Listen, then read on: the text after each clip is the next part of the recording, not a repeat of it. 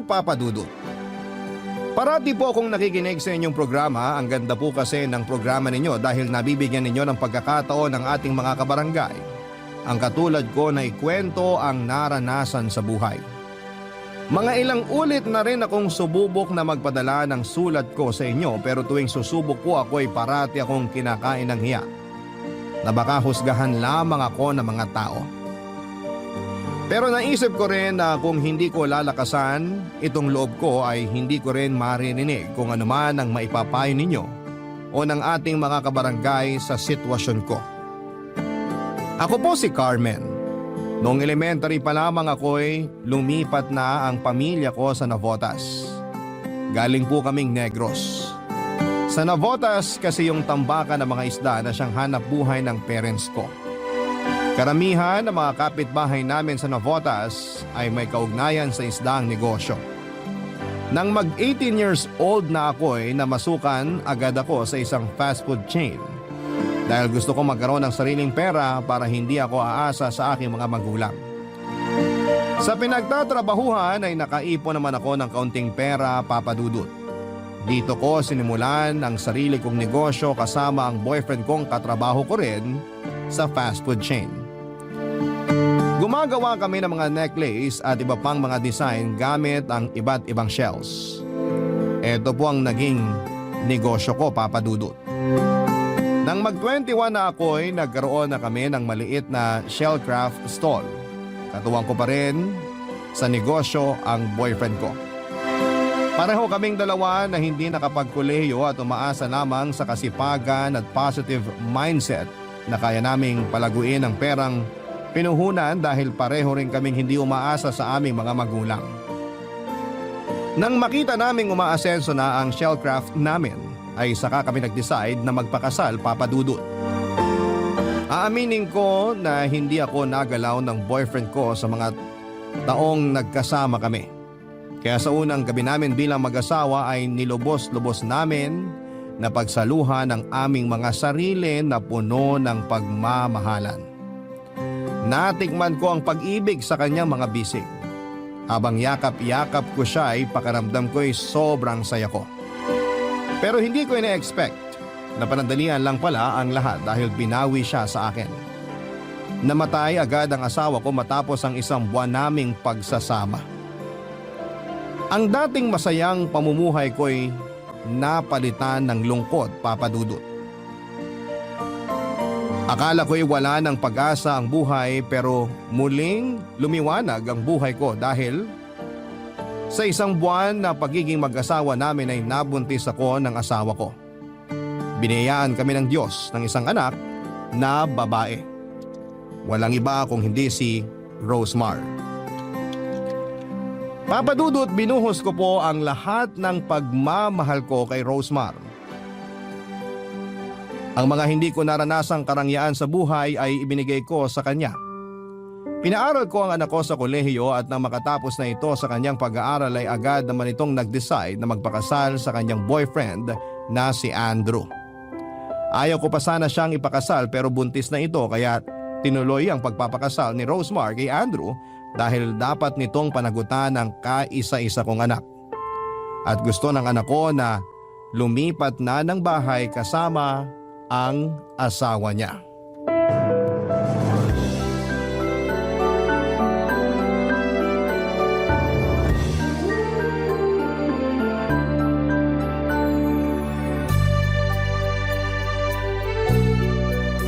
Ma, parang kailangan na naming lumipat ni Andrew ng bahay. Ano? Ito ba ang gusto mo, Andrew? Opo. Kasi nga po mag-asawa na kami. Naku, ayoko. Hindi talaga ako papayag na iwan mo ko, Rosemar. Kaya dito lang kayo tumira ni Andrew sa bahay ko. Malaki naman to.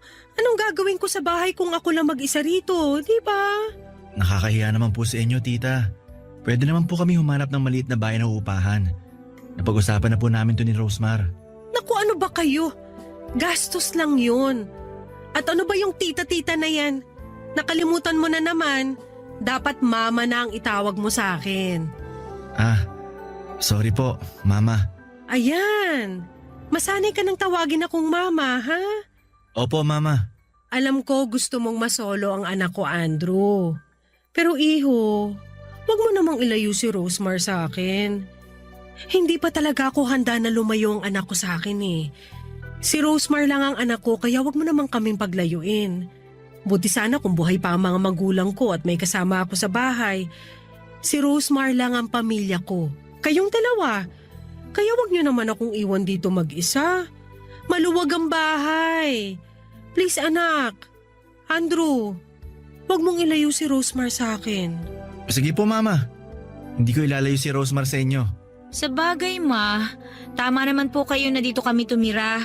Tayong dalawa na nga lang ang magkasama tapos iiwan pa kita. Kaya nga. Kaya wag na kayo mag-isip na bubukod kayo ng bahay at iwan ako. Parang hindi ko talaga kaya. Hindi ko matanggap ang idea na yan. Si Mama talaga. Mahal na mahal kaya kita. Hindi ko kayang iwan ang pinakamaganda kong mama. Asus! Mahal rin kita. Kayong dalawa ni Andrew. Kayo ang mga anak ko. Mahal ko kayo. Payakap nga sa baby ko. Ay, nga pala Ma. Next week magbabakasyon kami ni Andrew ha. Okay lang ba na ikaw muna mag-isa dito sa bahay? Paano kung sabihin kong hindi okay? Ma naman eh. Mag-honeymoon pa ba kayo? Nauna na nga ang full moon sa tiyan mo. Pasensya na po, Ma. Aalagaan ko naman si Rosemar at ang magiging anak namin. Nako, okay na yan. Ang importante, ilang beses ko na itong sinabi sa'yo ha, na huwag mong saktan at lokohin ang anak ko. Ako talaga makakalaban mo. Hindi po tayo darating doon, Ma. Hindi ko po sasaktan si Rosemar. Mahal na mahal ko po siya. Huwag kayong mag-alala sa amin. Kinikilig naman ako, Han. Asus, kayo talaga. Sa harap ko pa talaga kayo nagharutan. Ma naman. Lambingan lang, hindi harutan. O siya, basta mag-ingat kayo. 3 buwan na lang at manganganak ka na, Rosemar. Excited na ako sa apo ko. Magiging lola ka na, Ma. Parang ang bata pa ni Mama para tawaging Lola. Tama si Andrew, dapat hindi lolang itawag ng apo ko sa akin. Ano po ba dapat, Ma? Mommy!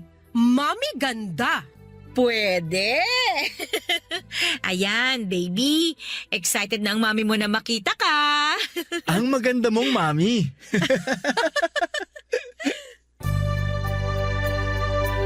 Marunong pumili ang anak kong si Rosemar ng lalaki kung pisikal lamang ang pag-uusapan, Papa Dudut.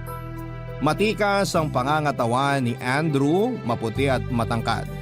Matangos ang ilong at pwede nga siyang maging artista o model sa kanyang kagwapuhan. Makalaglag panty ang tindig, dala ng pagiging mistiso nito. May lahi kasi siya at sa pagkakaalam ko ay 1/4 ang dugong puti niya. Taga-Olonga po ang mga magulang niya. Nag-iba ang takbo ng buhay simula nang merong lalaking nakatira sa amin, Papa Dudut. May tumutulong na sa aking magbuhat ng mga shells kapag nasa bahay si Andrew. Pansin ko na maganda ang forma ng katawan niya. Ang braso nito'y alam kong matigas tuwing nagbubuhat siya ng mga sako ng shells. Minsan ay nakasalubong ko siyang nakatuwalya lamang galing banyo matapos po itong maligo. Parang akong teenager na ngayon lang nakakita ng magandang hubog ng katawan ng isang lalaki. Pilit kong hindi pag-isipan ang nakita ko pero nakakatakam po ang katawan ni Andrew. At mas lalo akong nawiwindang tuwing ngingiti siya sa akin.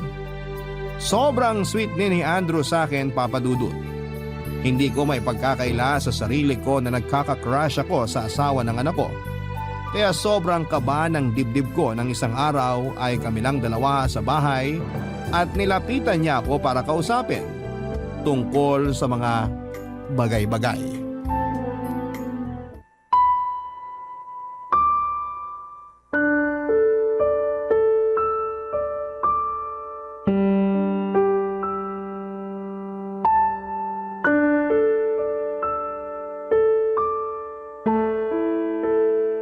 Ma, kausapin niyo naman ako. Iniiwasan niyo ba ako? Naku, bakit naman kita iiwasan?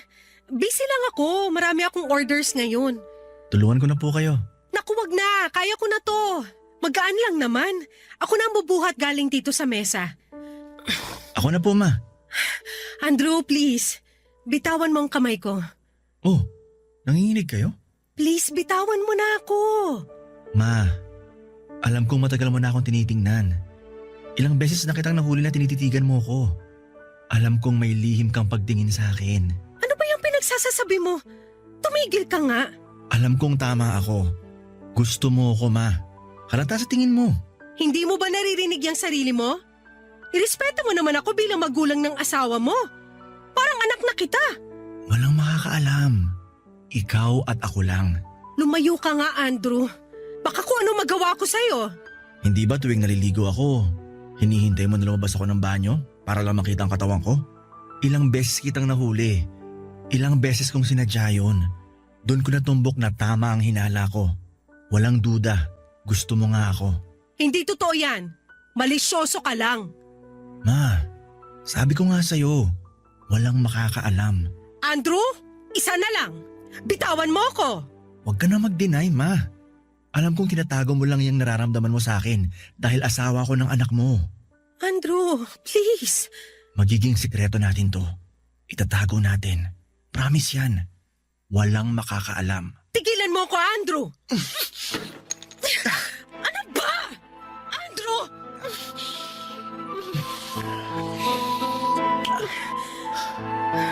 Tama ako, di ba? Gusto mo ako. Please, bitiwan mo ko. Di ba ito ang gusto mo? Andrew, wag mong sasabihin kahit kanino to. Oo naman. Patay din ako kay Rosmar kung malalaman niya to. Ibig sabihin ba nito, pumapayag ka na maging tayo? Magiging kabit ako ng asawa ng anak ko? Huwag mong sabihin yan. Hindi ka kabit. Ang mahalaga, magagawa mo ang gusto mo sa akin. Ang mga pantasya mo magkakatotoo. Deserve mo rin ang sumaya, Carmen. Pero Shh! Halika dito. Umupo tayo.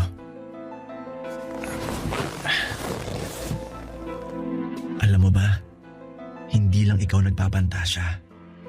Carmen, pinagpapantasyahan din kita na isang araw magkatabi tayo tulad nito. Na hinahawakan kita, hinahalikan. talaga ba? Oo, maniwala ka. Gusto kita, Carmen. Gustong gusto.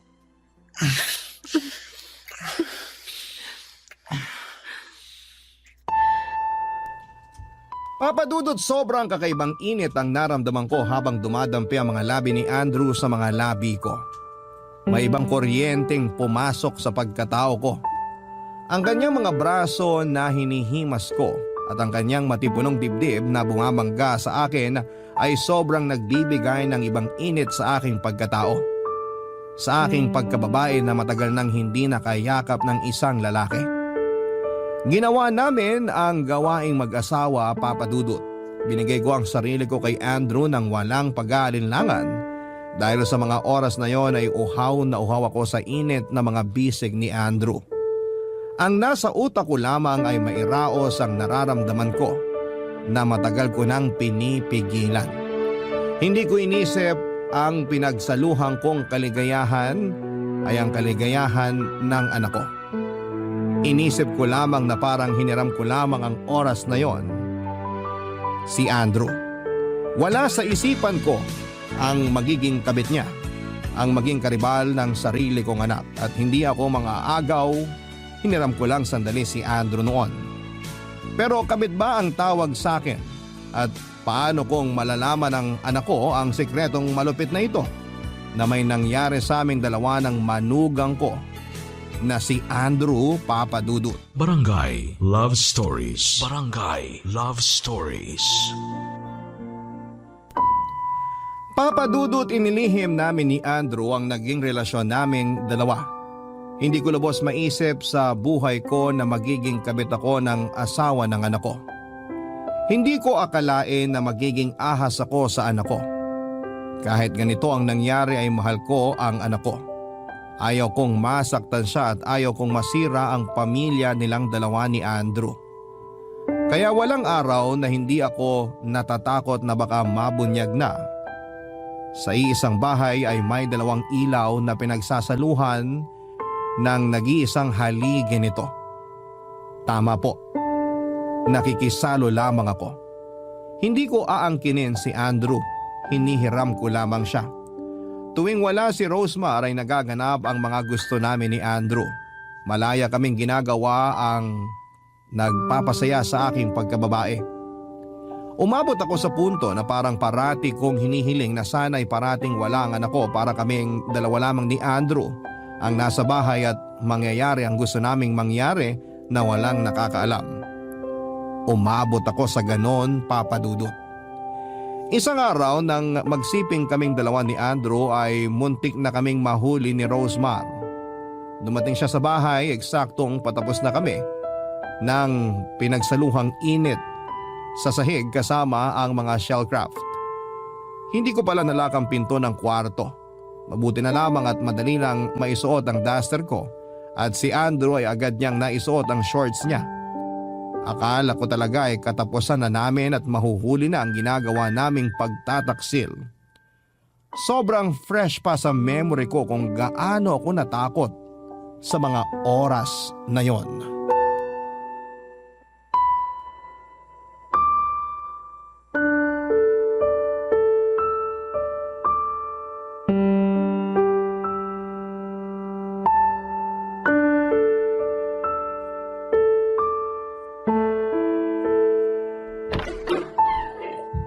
Rosemar!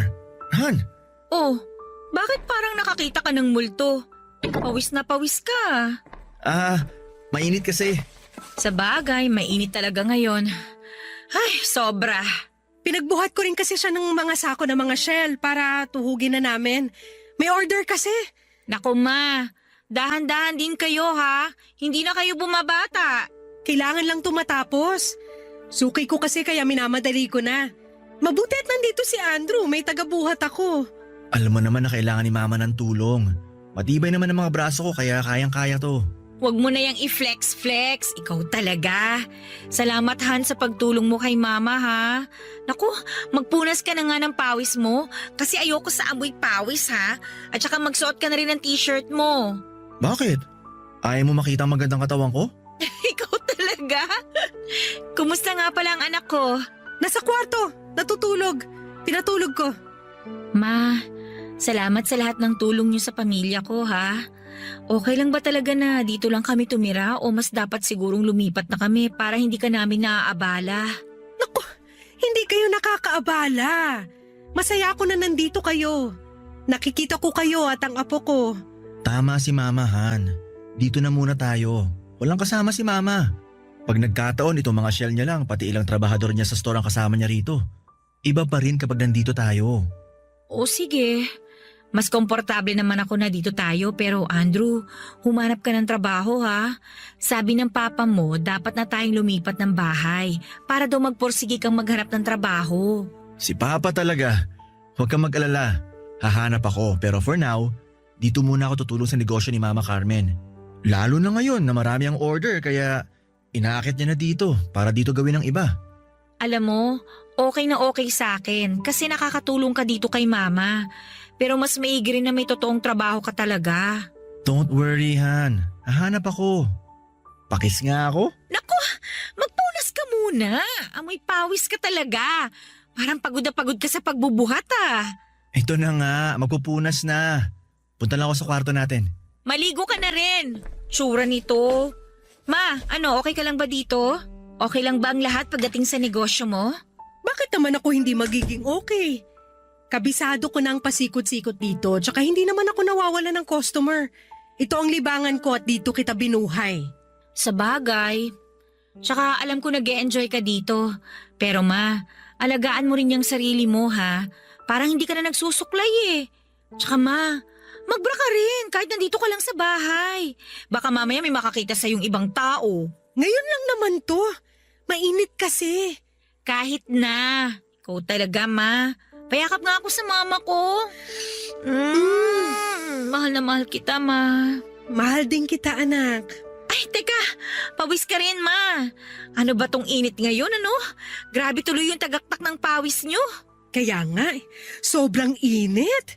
Pinapawisan ako. Kailangan ko na rin magpunas. Kailangan mo nga, ma.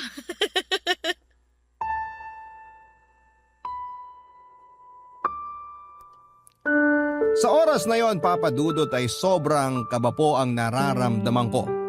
Paano kung nabuking kami at nakita ng anak ko ang ginawa naming kataksilan? Kaya naging wake-up call sa akin na muntikan kaming mabuking na dalawa ni Andrew. Kaya naisipan kong gusto ko nang tigilan ang anumang ugnayan naming dalawa ni Andrew. Baka dahil ilang beses ko lang na-enjoy ang pagsasama ng asawa ko noon sa kama, kaya naging ganito ang tingin ko sa pakikipagtalik kasama si Andrew. Baka hinahanap ko lamang ang mga kulang na panahon na dapat ay pinagsaluhan namin noon ng asawa ko, at si Andrew na ang tumupad ng gawaing dapat natugunan ng asawa ko. Kaso'y binawian siya ng buhay at 1 buwan ko lamang siyang nakapiling. Sobrang gulo ng isip ko dahil alam kong masama ang ginagawa ko. May parte sa buhay ko na gusto ko nang wakasan talaga ang namamagitan sa amin, pero may parte rin sa pagkatao ko na gusto kong ipagpatuloy ang kung anuman ang meron kaming dalawa ni Andrew. Mahirap po talaga ang pinagdadaanan ko, Papa Dudut. Kaya isang gabi naisip ko na pumunta sa isang bar para makahanap ng kahit sinong lalaki para mapatunayan na hindi pagmamahal ang nararamdaman ko kay Andrew, kundi tawag lamang ng laman. Pangangailangan lang ng katawan, ang pananabik lang sa init ng isang lalaki, kaya ako nagkagusto kay Andrew.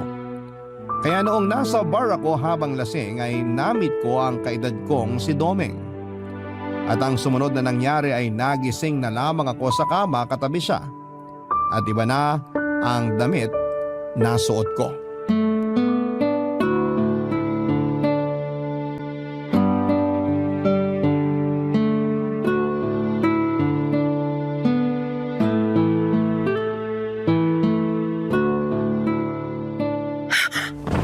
Ano nangyari?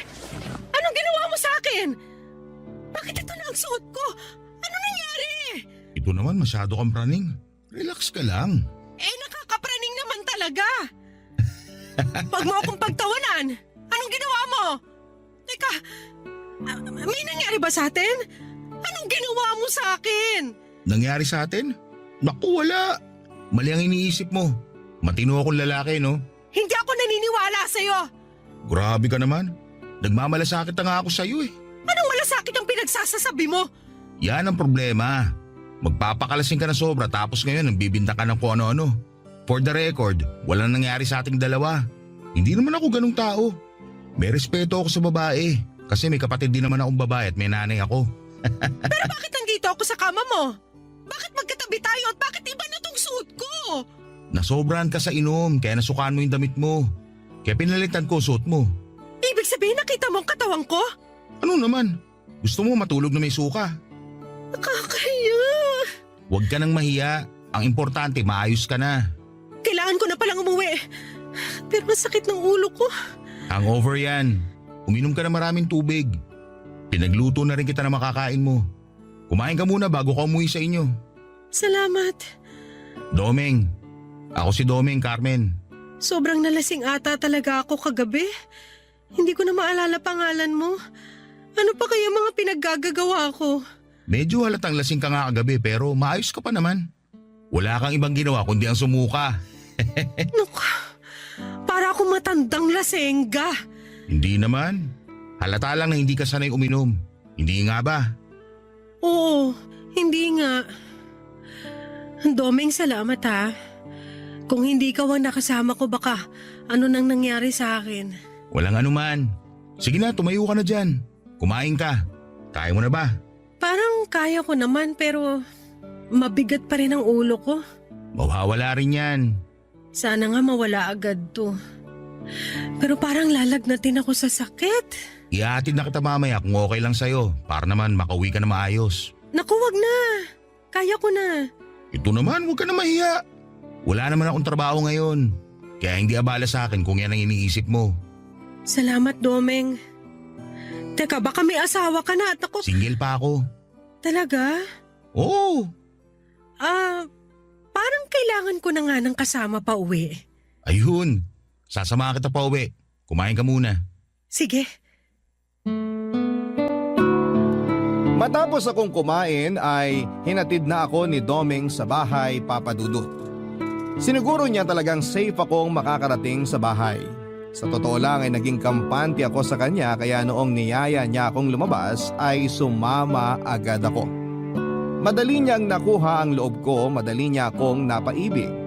O pag-ibig ba talaga ang nararamdaman ko sa kanya sa mga oras na yon? Basta ang alam ko sa sarili ko ay gusto ko nang mawala ang pagnanasa ko kay Andrew. Gusto kong putulin ang ugnayan naming dalawa at hindi na higit pa sa pagiging mother-son-in-law ang relationship namin. Gusto kong maging normal na manugang na lamang ang relasyon ko sa kanya. Gusto kong magpakaina sa anak ko at hindi ang maging kahati sa asawa niya. Walang gabi na hindi ako inuusig ng konsensya ko sa ginawa namin ni Andrew. Patuloy din ang paglapit niya sa akin para gawin ang nakagawian namin. Pero tumatanggi na ako at nahahalata niyang may iba akong lalaki. Ang hindi niya alam ay gusto kong limutin siya. Pero paano kung nasa isang bahay lamang kami nakatira kasama ang anak ko? Kaya kapag magkasama kami ni Domeng ay mas nararamdaman ko ang kapayapaan na sana'y si Domeng na lamang ang dumating kaagad sa buhay ko para hindi na nangyari sa aming dalawa ni Andrew ang kasalanang pinagsaluhan namin. Walang sabit si Domeng at may trabaho po ito. Hindi siya kagwapuhan, Papa Dudut, pero hindi naman sa lahat ng oras ay ang panlabas na anyo ang batayan kung mahal mo ang isang tao. Nasa puso ang pagmamahal. Ang tunay na pagmamahal ay yung wala kang nasasakta na ibang tao at hindi mo tinatago ito dahil kapag nabunyag ay tiyak na ikakasira talaga ng buhay mo.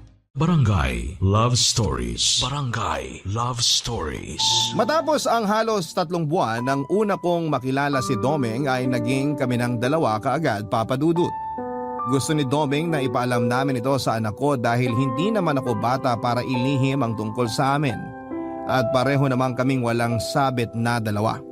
At dito ko na nga sinabi kay Domeng ang tungkol kay Andrew dahil gusto kong tapat ako sa kanya. At kung hindi niya matatanggap ang nakaraan ko ay hindi ko ipipilit ang sarili ko. Ang akala ko ay hihiwalayan niya ako, Papa Dudut, pero hindi. Mas minahal niya ako at hindi niya ako hinusgahan. Para sa kanya ay pinagtagpo kami ng tadhana para iligtas ako kay Andrew at maibaon sa limot ang sikretong ugnayan ko sa asawa ng anak ko. At matigil na ang hindi kanais-nais na ugnayan ko kay Andrew. Na dapat ay manatiling manugang lamang si Andrew sa buhay ko. Kaya hindi maiaalis na mainit ang ulo ni Domeng tuwing naiisip niya ang tungkol kay Andrew. Para sa kanya isang oportunista ito at tinitake advantage ang kahinaan at sitwasyon ko para makuha ang gusto nito. Ang sabi sa akin ni Domeng na kailangan nang malaman ni Rosemar ang tungkol sa relasyon naming dalawa ni Domeng para tumigil na si Andrew sa kanyang pangungulit sa akin. Ayaw din ni Domeng na malalaman ni Andrew na alam niya ang tungkol sa naging relasyon ko kay Andrew. Ang gusto niya na tinanggap niya ako bilang ako at dapat hindi na niya iisipin pa ang tungkol kay Andrew. Lalo na't alam niyang putol na ang ugnayan ko dito at sure akong wala na talaga, Papa Dudut. Nakapagdesisyon na akong tigilan na ang kahibangan ko kay Andrew. Pero isang araw ay nagalit si Andrew sa akin ang kamilang dalawa sa bahay. Nalaman niya na pinaalam ko na kay Rosemar ang relasyon naming dalawa ni Domeng.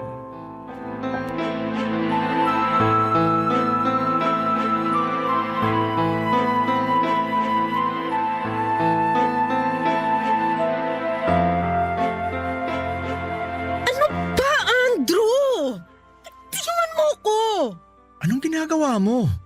Kaya ba ayaw mo na sa akin dahil dun sa matandang lalaking yun? Hindi siya matanda. Kaedad ko siya. At wala siyang sabit. Siya ang dapat kong patulan at hindi ikaw. Kaya tigilan mo na ako. Mahal ko si Domeng. Mahal ko siya kaya pwede ba tigilan mo na ako? Hindi ako naniniwalang mahal mo si Domeng. Gusto mo lang takasan ang relasyon natin. Ito ang tama. Walang tayo. Dapat sa simula pa lang alam mo na walang tayo. Carmen naman, alam kong masaya ka sa akin. Masaya ka sa ginagawa ko sa'yo. Andrew, tama na. Mahalin mo ang anak ko. Yan ang tama mong gawin. At ang mahalin ko si Domeng ang nararapat kong pagtuunan ng pansin. Kaya please lang tumigil ka na. Hindi pwede. pwede! Huwag mong putulin ang ugnayan natin. Pwede naman nating itago to eh. Ano? Itago? Hindi, Andrew. Hindi na tayo magtatago. Ayoko na kaya wala nang itatago. Pero gusto mo ako. Anong gusto mo? Magubad ako ngayon? Dito sa harapan mo? Wala namang tao ngayon, tulad ng dati. Pwede nating gawin ngayon. Hindi ba ito ang gusto mo? Huwag kang mag-alala. Paliligayahin kita. Tama na! Tumigil ka na! Anong ginagawa mo sa mama mo? May tinatanong lang ako kay Mama. Bitiwan mo siya! May tinatanong lang naman ako. Bakit? Sino ka ba? Ako si Domeng. Wala ka talaga respeto sa mama mo, no? Nire-respeto ko siya. Ganyan ba pag-respeto? Yung nasasaktan na si Carmen sa higpit ng pagkakahawak mo? Ganyan ba ang asta na isang manugang? O baka naman, hindi mo mapigil ang sarili mo? Ano pinagsasabi mo? Tigilan mo si Carmen! Domeng, huwag ka nang makialam. Hindi! O ikaw! Baka akala mo hindi ko alam na malaki ang atraso mo. Hindi ka dapat pamarisa dahil oportunista ka. Anong pinagmamalaki mo? Yung itsura mo? Alam mo kung ano meron kami ni Carmen? Alam na alam ko kung walang iyaan mo. Bitiwan mo na si Carmen! Ano? Hindi mo ba rin bibitawan? Bakit? Anong gagawin mo kung hindi? Iba talaga yung apog mo ah! Ano ba? Tumigil kayo! Kapal ng mukha mo! Walang iya ka! Pakialamero! Ikaw ang walang iya! Wala kang respeto! Puro kahiyupan yung nasa isip mo! Wala kang klase ka! Dapat sa'yo pinulubog! Doon na tayo sa loob ng kwarto ko. Andrew, umayos ka ah. Umayos ka bilang asawa ng anak ko. Umayos ka bilang tao dahil gusto ko na magpakatao. Hindi ako hayop. Sana ilagay mo yan sa utak mo. Mahalin mo ang anak ko. Yun ang dapat mong gawin. Halika na, Domeng. Ayusin mo yung pagbumukha mo ha! Domeng, tama na. Tigilan mo na yan.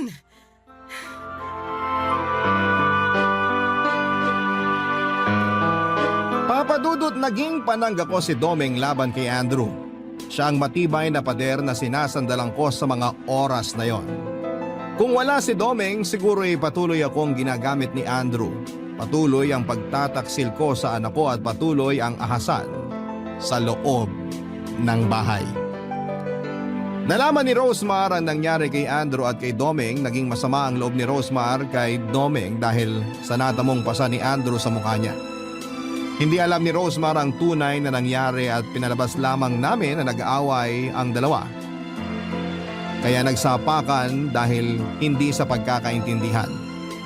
Kaya naisipan kong lumipat na lamang kami ni Domeng ng bahay. Ibinigay ko sa anak ko ang bahay ko bilang pamana sa kanya at bilang kabayaran sa nagawa kong kasalanan na hindi niya alam. Gusto kong umiwas na sa gulo, Papa Dudut. Gusto kong iwasan ang tukso at gusto kong iwasan si Andrew. Ayaw pa sana ni Rosemar na ipamana ko sa kanyang bahay at lumipat na kami ni Domeng pero tinanggap niya rin ang desisyon ko. Nasa Navotas pa rin ang shellcraft ko at umuupa kami ng maliit na bahay ni Domeng. Para kami nagsisimula parang katulad ng una kong asawa. Naisipan din namin ang magpakasal para tuluyan ang kalimutan ng tila bangungot ko sa tuwing nakikita ko ang anak ko. Sa totoo lang, Papa Dudut, tuwing kaharap ko si Rosemar ay inuusig ako ng konsensya. Isang araw, Papa Dudut, ginawa ako ng surprise birthday party ng anak kong si Rosemar. Na doon syempre si Andrew. Masaya ako sa surprise pero kumakabog sa kaba ang dibdib ko tuwing kaharap ko si Andrew. Lalo na't nagsisimula na naman siya sa mga banat niya sa akin.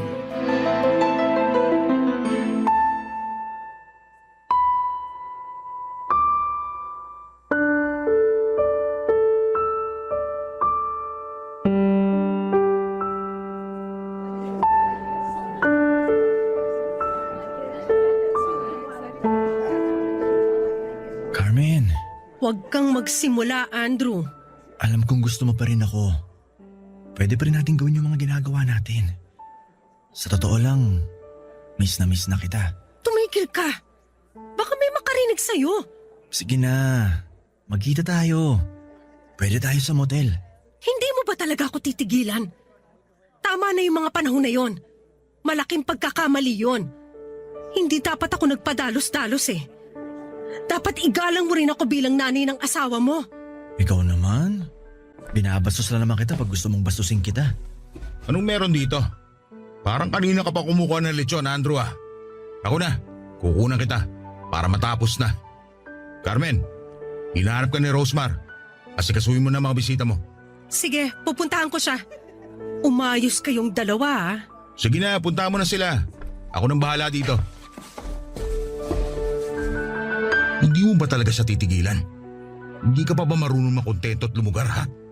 Alam mo dapat na kung ano lang ang para sa'yo, yun lang ang kunin mo.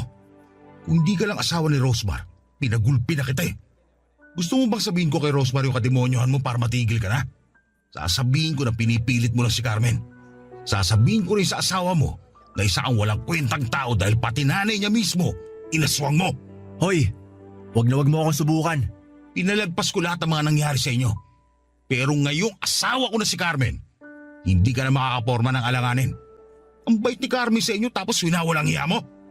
Kaya subukan mo ulit hirita si Carmen. Ako natutugba sa'yo. Naintindihan mo? Bobo ka ba? Hindi mo naintindihan yung sinabi ko? Naintindihan ko. Han, ano nangyayari dito? Tito Domeng, sana naman hindi kayo ulit magkainitan ni Andrew ha. Birthday ni Mama. Baka bugbugin nyo na naman si Andrew. Magagalit na talaga ako sa inyo. Hindi naman. Ito nga, tinutulungan ko siya maghiwa ng lechon. Gagawin daw nilang pulutan ng mga trabador ng mama mo. Okay po. Ay, tika, family picture tayo. Sumali ka na rin, Tito. Tara. Okay. Sige.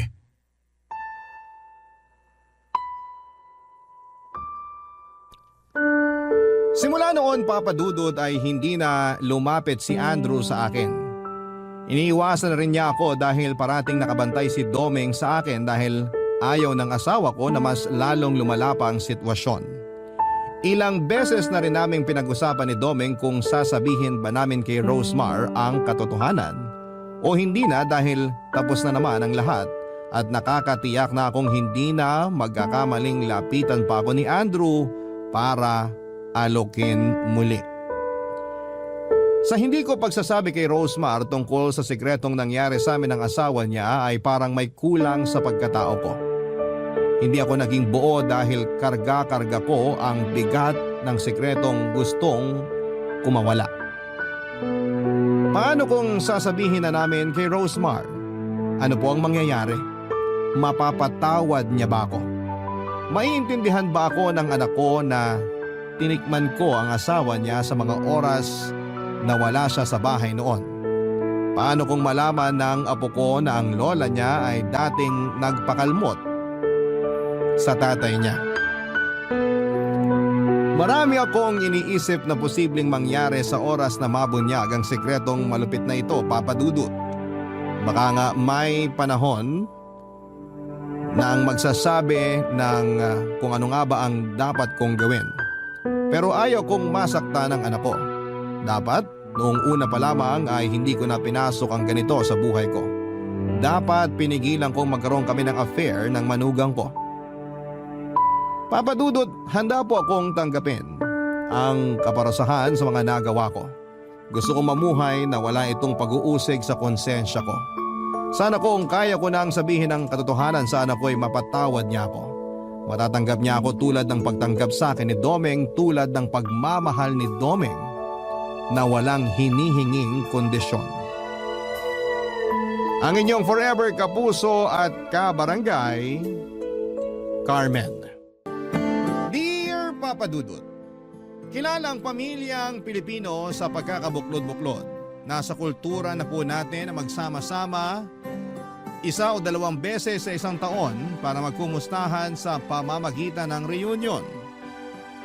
Noong bata pa kami ng mga kapatid ko ay laging sinasabi sa amin ni Mama na pamilya lang daw ang matatakbuhan namin sa oras ng kagipitan at pangangailangan. Kaya dapat ay hindi namin sirain anumang relasyon ang meron kami sa aming mga kamag-anak. At kahit na nga ngayong matanda na ako ay dala-dala ko pa rin sa puso ko ang mga pangaral na yon sa amin ng nanay namin. Bago ko ipagpatuloy ang pagkukwento ay gusto ko munang bumati ng isang magandang tanghali sa mga kabarangay natin. Ako si Lana, kaka-34 ko pa lamang at taga Fairview, Quezon City.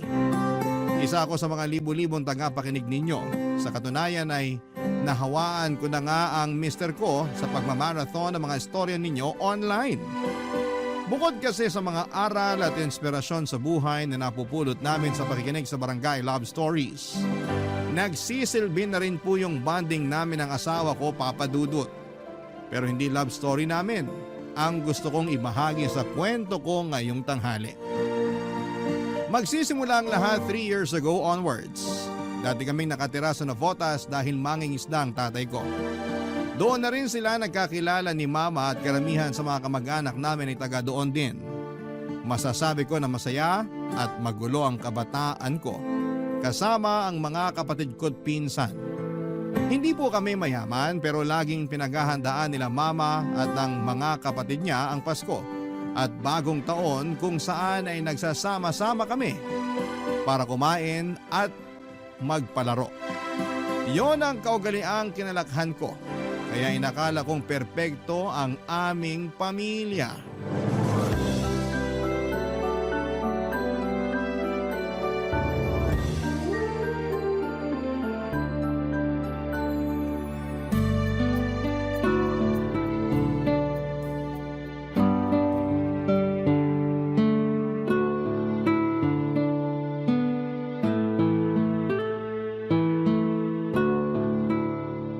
Ate Miriam, ano na? Ano na ba yon, Adora? Kailan mo planong pansinin yung nanliligaw sa'yo dun sa may water refilling station? Dinig ko, gustong-gusto ka raw nun. Tsaka, biyudo yun, kaya ayos na rin. Ano pa pinagsasasabi mo? Kilabutan ka nga. Bakit ako magpapaligaw ay may asawa akong tao? Santisi mong babaeng to? Ay, alam naman natin na hindi na magtatagal yung buhay ng asawa mo. Manahimik ka nga! Matakot ka nga sa Diyos! May takot ako sa Diyos, ano? Lagi nga ako nagsisimba tuwing linggo at nagro-rosaryo gabi-gabi. Kung totoo yung sinasabi mo, sana alam mo sa sarili mo na masama yung iniisip mo. Hindi porke may sakit ang asawa ko ganyan mo na tratuhin. Masyado ka namang ano. Ikaw lang naman inaalala ko. Ano nga ko inaalala mo? Siyempre, masarap kaya yung may kasama sa buhay lalo na pagtanda natin.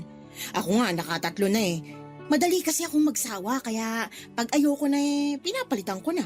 Ikaw yun! Magkaiba tayo. Mahal ko ang asawa ko. At kahit na ano mangyari, hindi ko siya ipagpapalit sa iba. Kaya ko naman ang sarili ko. Tsaka may mga anak ako, hindi ko kailangan maghanap ng ibang kasama. Hindi naman garansya na makakasama mo pa dito sa bahay niyo yung mga anak mo, lalo na pag nagsipag-asawa na sila. Nandito na po ako. Wala na.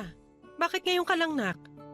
Ay, heavy traffic po kasi kaya medyo ginabi ako. Tapos may hinuhukay pang kanal dun sa main road kaya isang kalsada lang yung nadadaanan. Hassle nga po eh. Uy, Tia, nandito po pala kayo sa bahay. Oo, nakikipagkwentuhan lang naman ako dito sa nanay mo. Talaga po? Gusto ko nang paalisin tong tsahin mo eh. Nakakainis kasi yung mga sinasabi. Grabe ka naman ate. Tungkol saan po ba yung pinag-uusapan nyo kung ayos lang malaman? Ayos lang naman, pero baka pati ikaw mainis. Napakasulsul mo talaga. Bakit maiinis si Nana?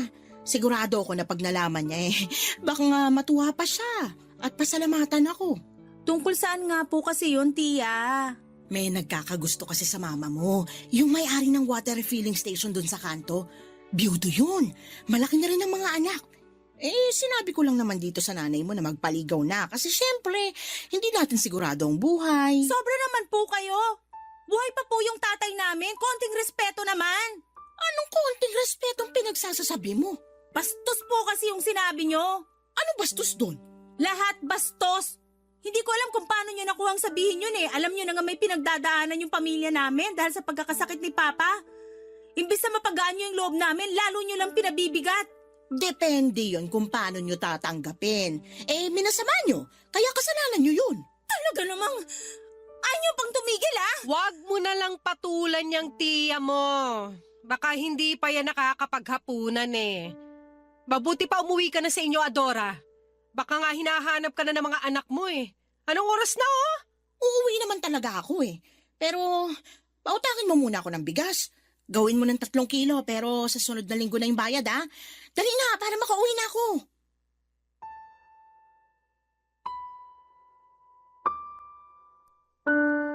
Papadudot pangalawang kapatid ni Mama si Tia Adora. Sa 5 kapatid ng Mama, ang tiyahin kong ito ang hindi ko masyadong paborito. Matabil kasi ang dila niya kahit na lagi niyang sinasabi na prangka lang daw siya. Pero para sa akin ay magkaibang bagay po yun. At habang nagkakaedad ako ay lalo kong napatunayan kung gaano siya kasakit magsalita. Bukod doon ay napaka-insensitive din niya na tao. At patunay na doon ang pangbubugaw niya kay Mama sa ibang lalaki kahit na buhay pa naman. At ang malala pa ay may sakit ang tatay namin. Kaya nga gigil ako sa kanya ng gabing yon. Pero laging sinasabi ng Mama na pagpasensyahan ko raw ang Tia Adora ko. Sa kanilang 6 na magkakapatid, ito raw talaga yung espesyal. Premature raw kasi ito at sakitin kaya kung ano-anong gamot ang pinainom sa kanya noong bata pa lamang. Nasalinan din daw ito ng dugo noong minsang nagkadengge. Kaya siguro ganun yung pag-uugali niya. Ewan. Pero hindi talaga nakakatuwa itong tiyahin ko at kahit na anong pangunawa ang gawin ko ay dumarating pa rin yung puntong bigla na lamang may sumasanib sa akin na masamang espiritu para patulan ko siya, papadudot.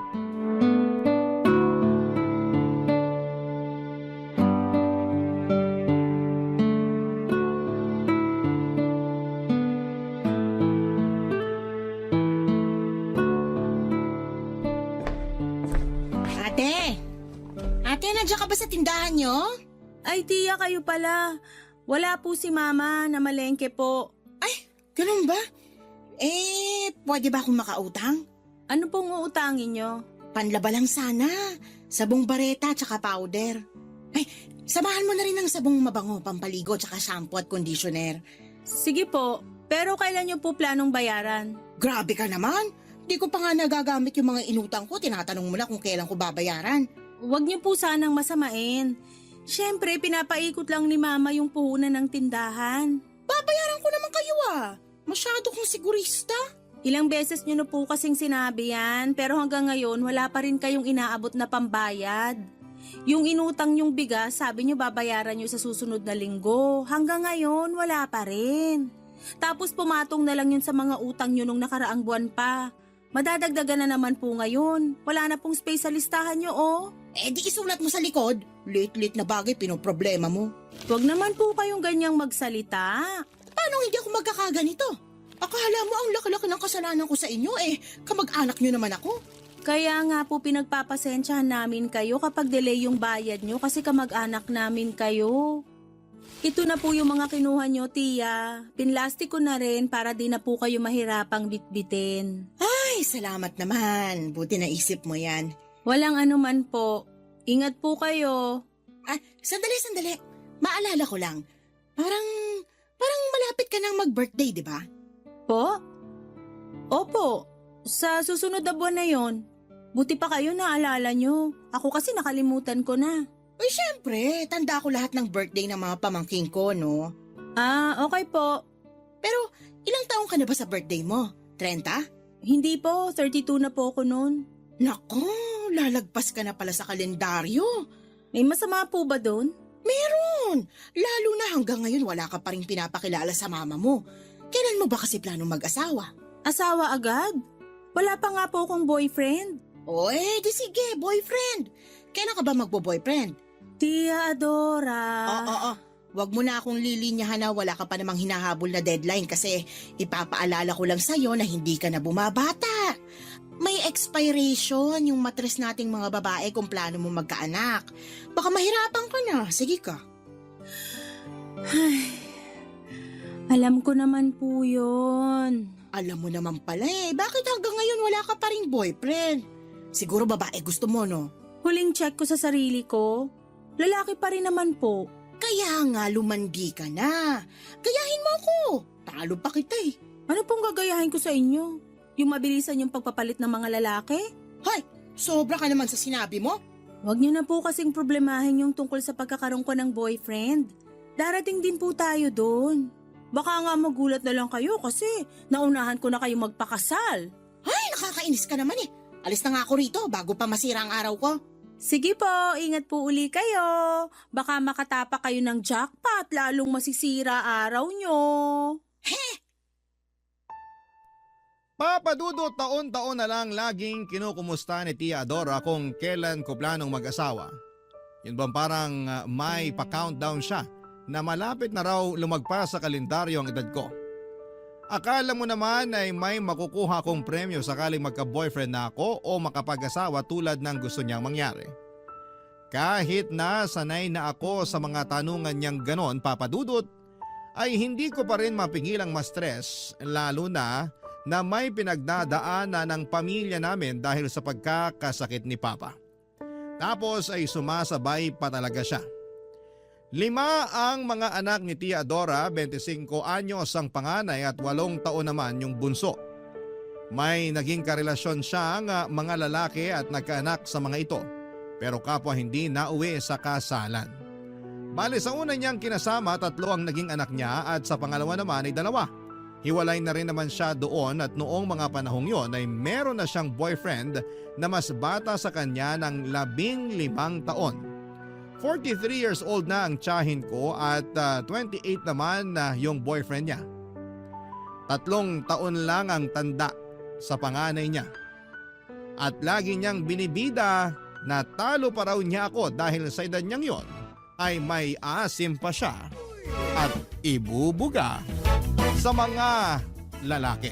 Barangay Love Stories. Barangay Love Stories.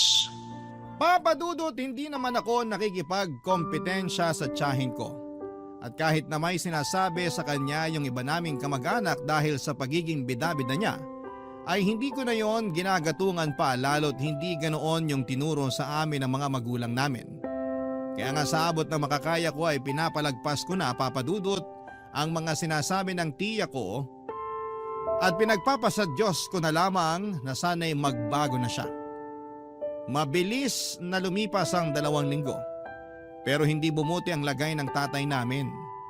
Sa katunayan ay labas-masok na rin siya noon sa ospital at nagsimula lang yon sa ubo at lagnat na nauwi sa pulmonya. Noong huling beses na dinala namin siya sa ospital, ay huling beses na rin pala na makikita namin siyang buhay, Papadudot. Ang sakit mawala ng magulang pero inisip na lang namin na nakapagpahinga na siya sa piling ng Panginoon. Pinagtulungan naming magkakapatid ang burol at libing ng tatay namin. Kahit na malungkot ang aming pamilya ay nagpapasalamat pa rin kami sa Diyos.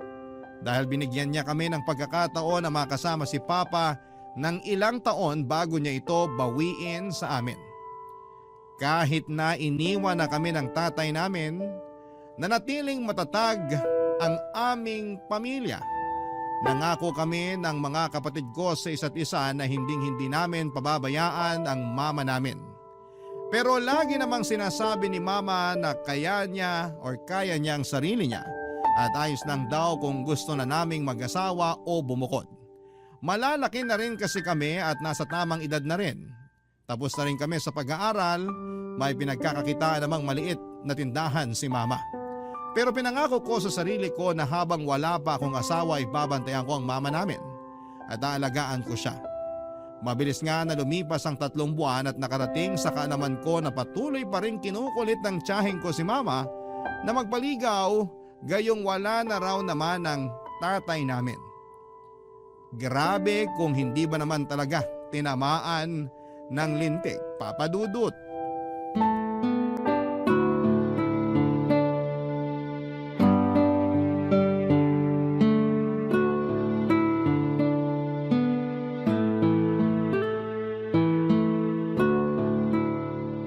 Alam mo, malapit na akong mapikon dyan sa tiyahin mo, nak. Ang kulit! Panay bugaw sa akin doon sa biyudong may-ari ng water refilling station dyan sa kanto. Sinabi ko na ngang hindi ako interesado, pilit pa rin ang pilit. Bilib nga po ko sa inyo kasi hanggang ngayon hindi pa kayo napipikon kay Tia. Mapipikon pa lang, sabi nyo. Ang haba rin ng pasensya nyo eh. Oo naman, kasi iniisip ko pa yung mararamdaman niya. Kilala mo naman yung tiya mo, napakabalat sibuyas. Opo, pero siya nga hindi niya iniisip yung nararamdaman nyo. Kamamatay lang ni Papa pero gusto niya na agad na palitan nyo. Kahit nga nung may sakit pa lang ang papa nyo, Sabi na siya ng sabi tungkol sa bagay na yon.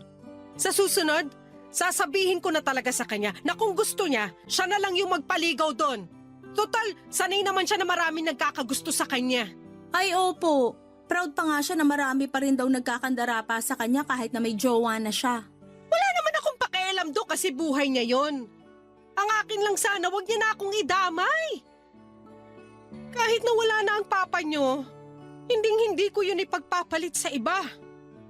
Kontento na ako na siya lang yung lalaking minahal at pinakasalan ko. Hindi ko na kailangan kumilala ng ibang lalaki, no? Sana maintindihan ni Tia na hindi lahat ng tao katulad niya. Yun bang hindi mapakali kung walang lalaki? Pero ako lang naman to. Matanda na rin kasi ako kaya ayoko na talagang pumasok sa panibagong relasyon na yan.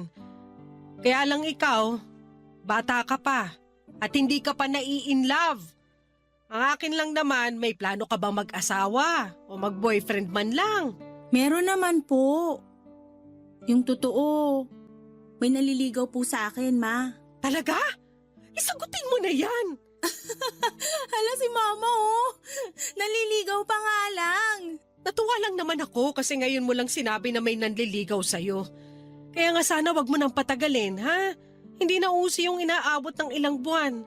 Sagutin mo na agad para maipakilala mo na rin sa amin ng mga kapatid mo. Naku, matutuwa yung mga yun. Huwag po kayong mag-alala kasi feeling ko, siya na talaga. Matagal na rin kasi niya akong gusto. Ako lang yung nagtataboy sa kanya nung una. Talaga? Bakit mo naman siya tinataboy? Kasi naiinis ako sa pagiging mahangin niya. Pero habang unti-unti ko siyang nakikilala, nalaman ko na mabait naman pala talaga siya. Maginoo at magalang. Sigurado ako magugustuhan niyo rin siya sakaling ipakilala ko na siya sa inyo. Kung ganon, excited na ako. Basta balitaan mo ko sakaling sinagot mo na siya, ha? Magluluto ako ng masarap pag pumunta siya rito sa bahay natin. Sige po. Pero pwede ba ngayon na kayo magluto ng masarap? Namimiss ko na po kasi yung special sisig niyo eh. Nung nakaraang araw pa ako nagkikrave noon. Nako! At naglambing na nga atong anak ko. Sige na po. Ako na magbabantay sa tindahan habang nagluluto kayo. Damihan niyo po ng sili ah. Gusto ko yung maanghang. Oo, nadamihan ko talaga para pag humingi yung tiya mo ay mapaltos yung bibig niya sa anghang. Naman.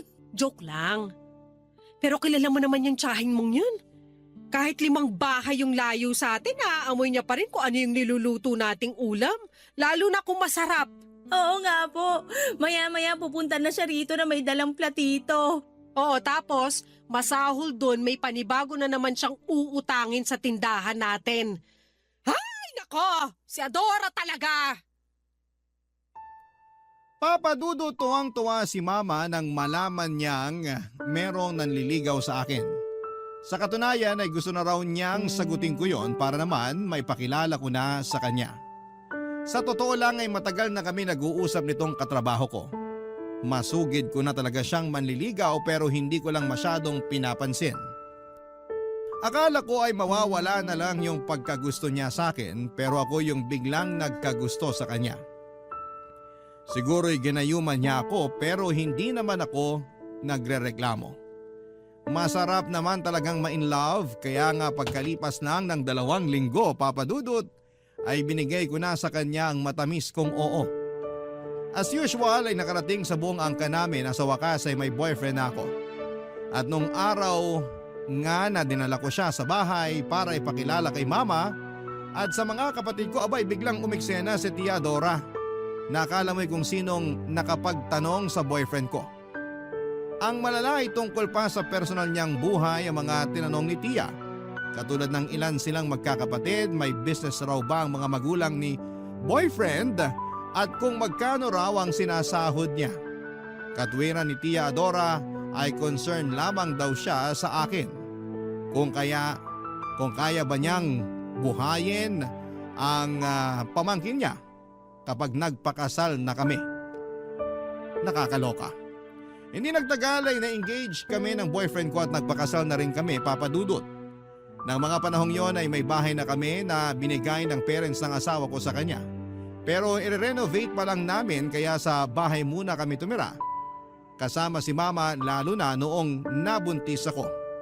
Inabot din ng 1 taon ang renovation pero dahil cesarean ako ay pinili ko muna magstay sa bahay namin para maalagaan ni mama. Ang hirap din kasing kumilos kung ako lang mag-isa, lalo na at sariwa pa yung tahi ko. Pero nakaraos din naman ako at hindi nagtagal ay sumapit yung araw ng pagpapabinyag namin sa aming baby. Pero hindi ko akalain na pati yon ay guguluhin ni Tia Adora nang mag-imbita siya ng sandamakmak niyang mga kazumba sa binyag ng anak ko para makikain, Papa Dudut.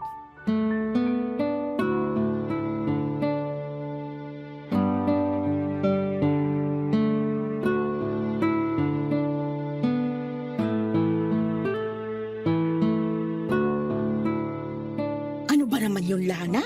Bakit ganun lang? Kakaunti yung pinakain mo dun sa mga kazumba ko. Sabi nung isa, hindi raw sila nabusog. Mawalang galang na po, Tia Adora. Pero hindi ko naman po kasalanan kung pumunta sila rito eh. Hindi ko naman sila inimbita. Kayo lang naman po yung nagsama sa kanila rito. Alam niyo namang may iba pa kaming bisita.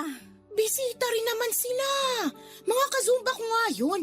Eh di sana kayo yung nagpabinyag, saka kayo rin yung nagpakain. Ano sinabi mo?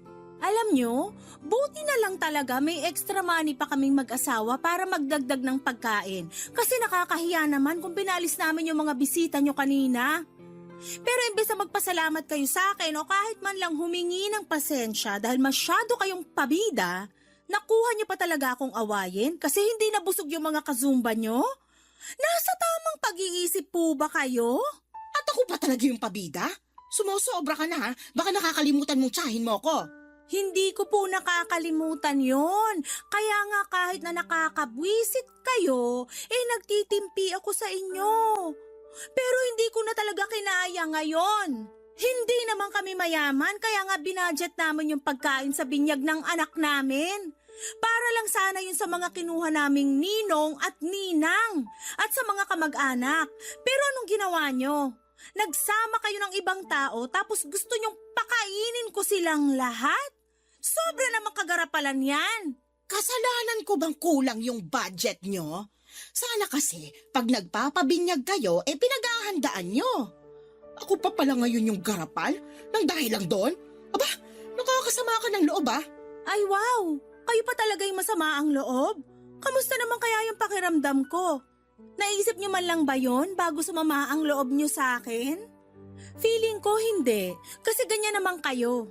Wala kayong pakialam sa ibang tao, kahit mga kamag-anak nyo. Kasi sarili nyo lang yung palagi nyong iniisip. Hindi totoo yan ha. Huwag kang mag-imbento. Hoy Adora, ginawa mo pa talaga sinungaling yung anak ko?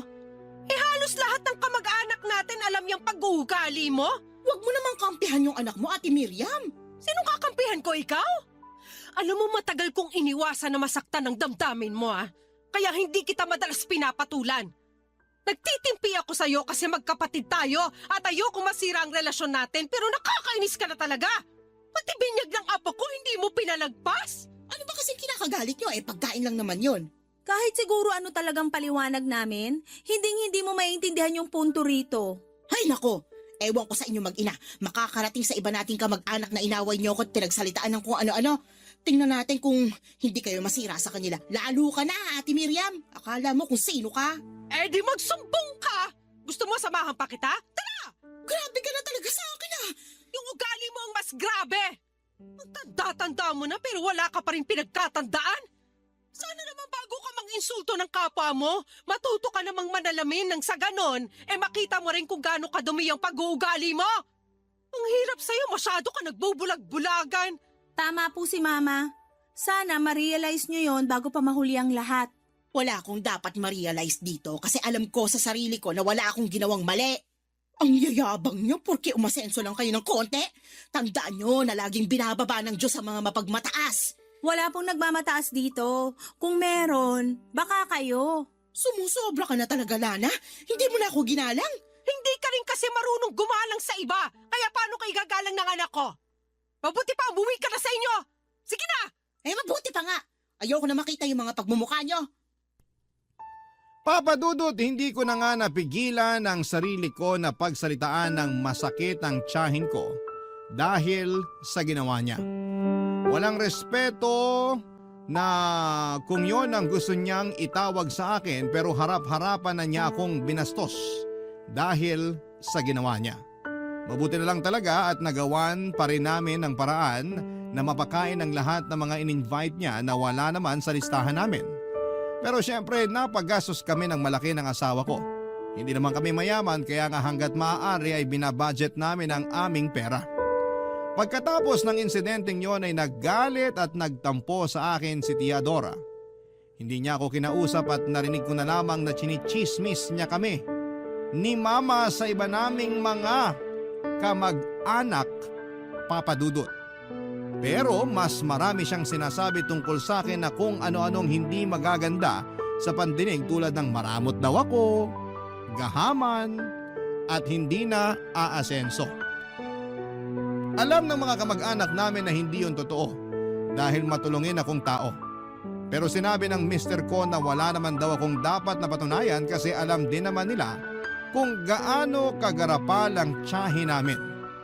At habang tumatagal, Papa Dudut, imbis na magbago ay lalong lumalala ang ugali niya sa pagiging tsismosa, Papa Dudut. Barangay Love Stories. Barangay Love Stories.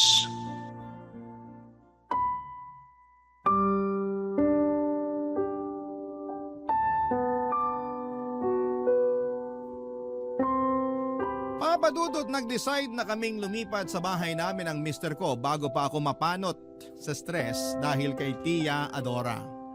At laking luwag sa dibdib na sa wakas ay malayo na rin ako sa kanya. Pero syempre challenging din dahil nasanay na ako na nasa tabi ko si Mama. Bukod doon ay nami-miss ko rin sila ng mga kapatid ko kaya nga madalas akong tumatawag sa kanila sa bahay. Mabuti na lang dahil lagi rin nila kaming binibisita ng mag-aama ko para naman mabawasan ang lungkot ko. Marami ako narinig na kwento tungkol sa lugar namin nung umalis ako pero ang pinaka-highlight talaga doon ay ang pakikipagtana ni Tia Adora sa ibang lalaki. Na nakilala lang daw niya sa isang dating app isang buwan pagkatapos kong umalis sa Navotas. Oo, iniwan niya ang mga anak niya. Yung mga bata pa ay kinupkop at inalagaan ni Mama. Naawa naman daw kasi siya lalo pa at may sarili na ring pamilya ang panganay na anak ni Tia. Kaya walang titingin sa iba na mga pinsan ko. Wala namang kaso sa akin yon dahil naaawa din ako sa kanila. Para na rin kahit papaano ay may kasama si Mama sa bahay at pagbabantay ng tindahan niya, Papa Dudut.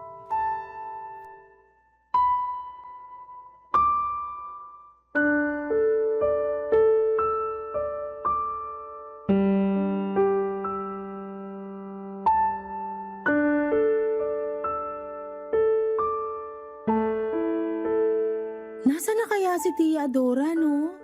Hindi na ba talaga siya uuwi? Kawawa naman po yung mga anak niya. Ewan ko. Wala sabing nakakaalam kung saan siya pumunta. Hindi rin naman magawang tumawag kahit man lang kumustahin yung mga anak niya. Grabe. Hindi ko akalain na meron palang mga magulang na kayang abandonahin yung mga anak niya para lang sa isang lalaki. Kaya nga eh. Lahat kami ng iba mong tiyahin at tsuhin nagulat din. Ano pong sabi ng boyfriend ni Tia? Yun nga. Nalaman namin na hiniwalayan na niya pala. Kasi raw napansin niya nanlalalaki na. Bukod doon, ginagatasan lang daw siya at madalas awayan kapag wala siyang maibigay na pera. Kawawa rin. Pero buti na lang natauhan. Kasi bata pa naman yun. Baka makakilala pa siya ng mas matinong babae na pwede niyang pakasalan kesa dun sa tiyahin mo. Ay, si Tia po talaga yung may problema rito. Hindi siya mapakali pag wala siyang ibang lalaki. Kaya siguro lagi silang naghihiwalay ng mga kinakasama niya noon. Ay oo. Madalas yan silang nag-aaway noon. Matindi. Sa sobrang tindi, nagkabaranggayan pa sila. Lalo na yung tatay ng 3 niyang anak. Pinapatulan talaga nun si Adora. Hindi rin nagpapatalo pero sa huli sumuko rin sa ugali ng kapatid ko. Ako nga na ate niya sumusuko rin sa kanya. Pero dahil sa ginawa ni Tia, mga anak naman niya ang apektado. Kaya nga, sa sobrang awa ko dun sa mga magkakapatid, iniisip ko ng kupkupin. Tama lang naman po yung ginawa nyo kasi wala na rin namang titingin sa kanila. Oo nga, kasi yung panganay ni Adora may asawa at sarili na ring pamilya. Pero kinokontak naman po ba kayo? Oo, lagi nga kinukumusta yung mga kapatid niya. Sabi niya sa akin pupunta raw siya sa bahay sa susunod na linggo. Mag-iipon lang daw sila ng pamasahe. Bakit po? Saan na ba sila nakatira ngayon? Umuwi pala sila ng probinsya ng asawa niya, dun sa Bohol. Naku, ang layo na rin pala ng tirahan niya. Oo, pero lagi naman siya nakikipag-usap sa mga kapatid niya sa cellphone. Lalo na ngayon. Kahit siya hindi rin makapaniwala sa ginawa ng nanay nila eh. Sabi pa nga niya sa akin na baliw na raw si Adora. Pero sana ma-realize ni Tia na mas mahalaga pa rin ang mga anak niya kaysa dun sa bago niyang lalaki. Sana nga. Kaya lang dinig ko, mapera rin yung bago niya eh. Kaya siguro nakipagtanan siya ron. Matakot pa rin siya sa karma. Baka isang araw singilin na lang siya ng kapalaran dahil sa pag-abandona niya sa mga anak niya. Sana nga talaban ng konsensya yung tsahin mong yun para maisip niya pa rin yung tama. Kasi sabi mo nga baka makarma siya. Mas nakakatakot yun, nak. Opo, ma. Kaya nga po gusto ko magpasalamat sa inyo kasi kahit iniwan na tayo ni Papa, kami pa rin ang mga kapatid ko yung priority nyo. Oo naman. Kasi mga anak ko kayo at mahal na mahal ko kayo. Napapalitan at pwedeng iwanan ng mga lalaki. Pero ang mga anak, hindi. Alam na tatay niyo na ganun yung prinsipyo ko. Kaya siguro natakot siya magloko nung nabubuhay pa siya. Pero hindi naman manloloko ang papa niyo. Mahal na mahal ako nun at mahal na mahal ko rin siya. Mahal din po namin kayo, ma. Salamat po uli sa lahat-lahat. Lalo na sa pag-aalaga niyo sa akin ngayong may sarili na rin akong anak. Papa Dudut, hindi pa rin ako makapaniwala na may ganong klase ng ina. Yun bang kayang iwan ang mga anak para lang sumama sa ibang lalaki? Tuluyan na ngang nawala ang katiting na respeto ko kay Tia Adora dahil sa ginawa niya sa mga pinsan ko. Ang hirap lang kasi na lagi raw siyang hinahanap ng bunso niyang anak. Wala namang maisagot si mama kundi ang umalis at baka hindi na bumalik pa.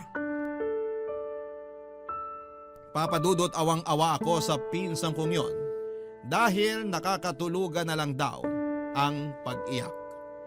Lumipas pa ang isang taon at hanggang sa sumapit itong 2024 around March nang makarating sa amin ang balita na may kamag-anak daw kaming nakakita kay Tia Adora na nasa Taytay Rizal at namamalimos na. Pero hindi raw nila nakausap dahil paglapit nila ay mabilis daw itong tumakbo papaalis. Nag-alala naman kami ni Mama nang malaman yon kaya kami na mismo ang pumunta noon at nagbaka sakali na makita namin siya. Pinagtanong-tanong namin ang kinakaroonan niya at makaraan nga ang isang buwan na paghahanap ay may nakapagturo naman kung saan siya matatagpuan. Dinala kami ng aming paghahanap sa isang maliit na paupahang kwarto sa bayan ng Angono. Doon namin natagpuan ang aming hinahanap.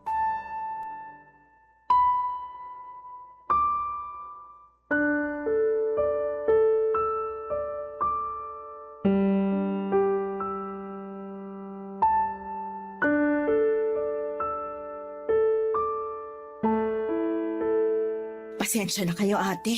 Kasi hindi pa ako nakakapag-ayos ng bahay. Kakagaling ko lang sa pagtitinda kaya medyo pagod pa ako. Hindi ko lang din kasi akalain na mahahanap niyo ko rito. Wala namang kaso kung magulo pa tong nirerentahan niyo. Hindi naman kami maarte ng anak ko. Pinuntahan talaga namin kayo dito nung nalaman namin na may nakakita raw sa inyo na kamag-anak natin na namamalimos. Totoo po ba yun, Tia? Oo, pero isang beses ko lang ginawa yun. Oh, bakit ka umiiyak, Adora? Desperado na kasi ako noon eh. Wala nang tindahang nagpapautang sa amin eh. Gutom na kami ng anak ko. Ilang araw na kaming hindi kumakain. Wala rin kaming malinis na tubig na pwedeng inumin kasi pinutulan na kami nung may-ari ng nirerentahan namin. Ha? Grabe naman yun. Ilang buwan na kasi kaming hindi nakakabayad ng renta kaya Tama lang daw na putulan niya kami ng tubig at kuryente. Tapos, palalayasin niya na sana kami kung wala pa ako maibabayad. Kaya nga dumilihensya na ako sa pamamalimos. Hiyang-hiya ako pero tiniis ko na lang. Kasi nga, para rin naman yan sa amin ng anak ko eh. Kaso, doon ko nga nakita yung isa nating kamag-anak. Lalapitan niya sana ako pero natakot ako kaya tumakbo ako palayo. Bakit mo kasi siya tinakbuhan? Sana noon pa lang nahanap ka na namin at nalaman na namin ang sitwasyon mo. Nahihiya ako. Ayokong maging usap-usapan niyo pag umuwi ako sa atin.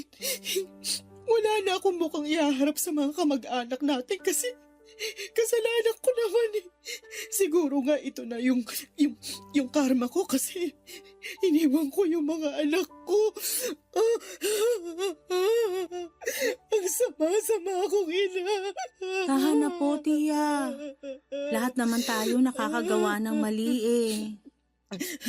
Pero sobra-sobra yung pagkakamaling nagawa ko. Piruin mo, inabandon ako yung mga anak ko para sumama sa ibang lalaki. Kaya siguro pinarusahan ako ng Diyos kayo nang kunin niya sa akin yung anak ko. Anong ibig mong sabihin? Namatay na yung anak namin nung nakaraang buwan lang, ate. Mahapaginghangit. Nagkasakit siya. Lumala kasi hindi ko agad nasugod sa ospital. Tapos, huli na nung nadala ko. Ang hirap. Ang sakit mawala ng anak. Tapos humingi ako ng tulong sa barangay para maipalibing yung anak kong namatay kasi walang-wala talaga ako. Hindi ko na nga siya naiburol. Tapos, yung natirang pera sa donasyon nila sa akin ginamit ko pampuhunan para makapagtinda-tinda ako. Pinakiusapan ko rin yung may-ari ng nirerentahan ko na huwag akong paalisin kasi baka sakali na ako matulog. Buti na lang naawa siya sa akin. Bakit kasi hindi ka na lang umuwi sa atin sa Navotas? Hinihintay ka rin ng mga anak mo. Nahihiya nga kasi ako sa inyo. Siguradong pagtatawanan ako ng iba nating mga kamag-anak. Hindi nila gagawin yon pag nalaman nila mga pinagdaanan mo. Pasensya ka na kasi naduwag din talaga ako. Hanggang ngayon, hiyang-hiya ako sa inyo ni Lana pero buti na lang din na nahanap niyo ako. Alam ng Diyos kung gaano ko kayo gustong makita at makausap para humingi ng tawad.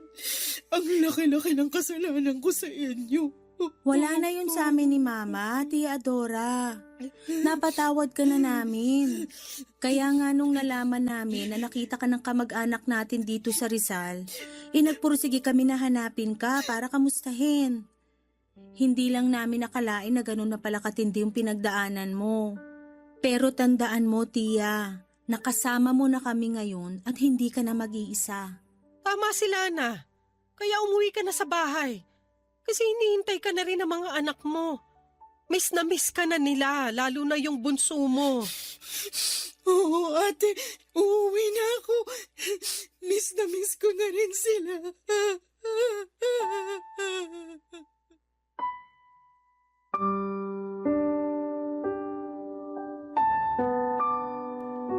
Papadudot awang-awa kami ni Mama sa mga sinapit ni Tia Dora. Ayon pa sa kanya ay naging malupit daw ang kinakasama niya noon. Noong nagtanan sila ay dinala siya nito sa Rizal, nagsama sila at nabuntis pero 3 buwan pa lamang ang tiyahin niya or tiyan niya nang magloko ito at iwanan na siya. Nalaman niyang nagsisinungaling lang pala ito sa kanya noong sabihin itong mapera ito kasi may negosyo. Masyado raw nasilaw sa pera sa Tia Dora kaya nagpauto siya rito at hindi na nakapag-isipan ng tama. Kaya nga noong karmahin siya at magkasunod-sunod ang kamalasan sa buhay niya ay pinagsisihan niya ng husto ang mga kasalanan niya. Sa ngayon, papadudot nasa Navotas na ulit ang tiyahin ko kasama ang mga anak niya. Nagkapatawaran na rin naman sila kaya masaya na rin kami para sa kanila. Tinulungan din siya ni Mama na makapagsimulang muli sa pamamagitan ng pagpapahiram ng puhunan para ipagpatuloy ang pagtitinda niya. Kaya nga meron na ring pinagkakakitaan si Tia Adora na siyang pantustos niya sa mga pangangailangan nila ng mga anak niya. Ang laki ng pagsisisi niya sa buhay dahil naging gahaman siya at garapal. Ilang beses niyang sinabi sa akin na gusto na niyang magbagong buhay at masaya ako kasi nakikita ko naman na sinusubukan niya talaga. Tulad ng sinabi ko ay napatawad ko na siya sa mga kasalanan niya sa amin. Sa huli, pamilya pa rin namin siya at pamilya ay laging nagtutulungan at hindi nagtatanim ng galit sa isa't isa. Hanggang dito na lamang po ang sulat ko, Papa Dudut, at sana'y kinapulutan po ito ng aral at inspirasyon ng mga kabarangay natin sakaling mapili po ninyong i-ere sa inyong istasyon. God bless sa Barangay Love Stories and more power sa inyong lahat. Lubos na gumagalang ang inyong forever kapuso at kabarangay, Lana.